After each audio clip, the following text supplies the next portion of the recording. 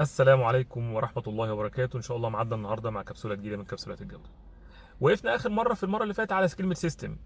طب خلصت وعرفت كل حاجة، بقى عندي تعريف الكواليتي، وعرفت مين بيعمل إيه فين وإمتى وإزاي بطريقة سيستماتيك ستاندرد على قد ما أقدر وسيمبل از بوسيبل.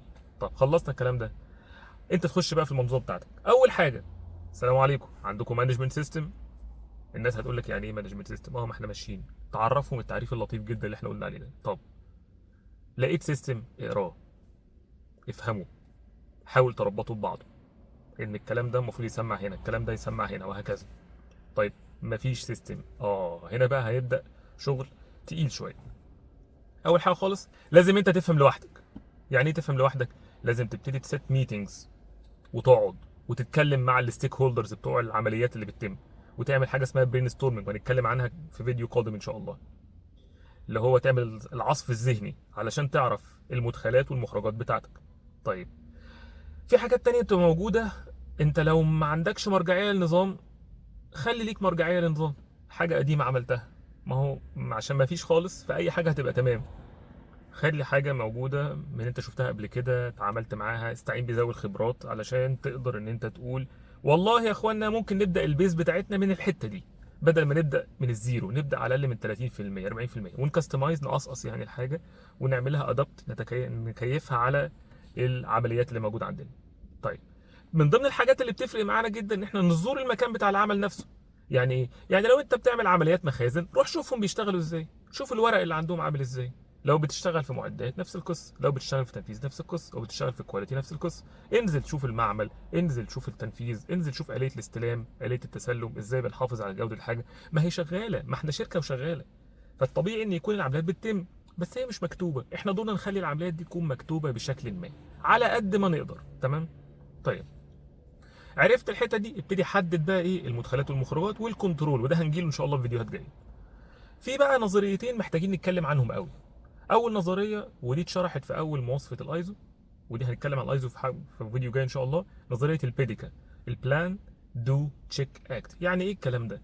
دي نظريه بسيطه جدا، هي كالتشرالي يعني امبيدد جوه دماغنا، ربنا سبحانه وتعالى خلقنا بيها. ان احنا قبل اي شيء لازم نخطط. طالما ما اعرفش لازم اخطط. بعد ما بخطط ببتدي انفذ، دو. بعد ما بدول حاجه بنفذها ببتدي اتشيك هل انا عندي قدره على تطويرها افضل.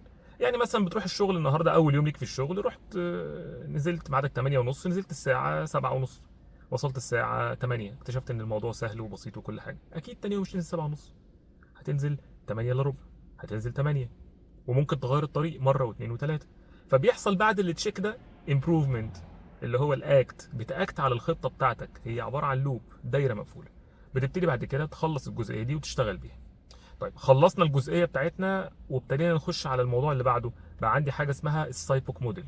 ايه هو السايبوك موديل بقى؟ اللي هو المدخلات والمخرجات. طيب عندي المدخلات دي لازم يكون ليها شخص معين مسؤول عنها. طيب الشخص المعين المسؤول عنها ده لازم احدده. لازم ابتدي ان انا اقول مين وهيديني المعلومه وما هي نوعيه المعلومه اللي بيديهاني. بعد كده اللي هي اس فور سبلاير، والانبوت المعلومه اللي بيطلع منه. بعدين في حاجه اسمها البي اللي هي البروسيس، او ساعات بيسموها التولز والتكنيكس. اللي هي ايه؟ اللي هو النو هاو بتاعه، ازاي فاكرينها في المانجمنت سيستم، هيعملها ازاي. طيب بعد كده بقى عندي طبيعي مدخلات، لازم يكون في مخرجات، اوتبوت. الاوتبوت ده في اي صوره مستفيدين بيها ازاي. وفي نفس الوقت لازم يكون عندي كاستمر، حد بيستفيد بهذه المعلومه، سواء كانت معلومه ريبورت او معلومه بيتناقلها عشان يبتدي يشتغل بيها.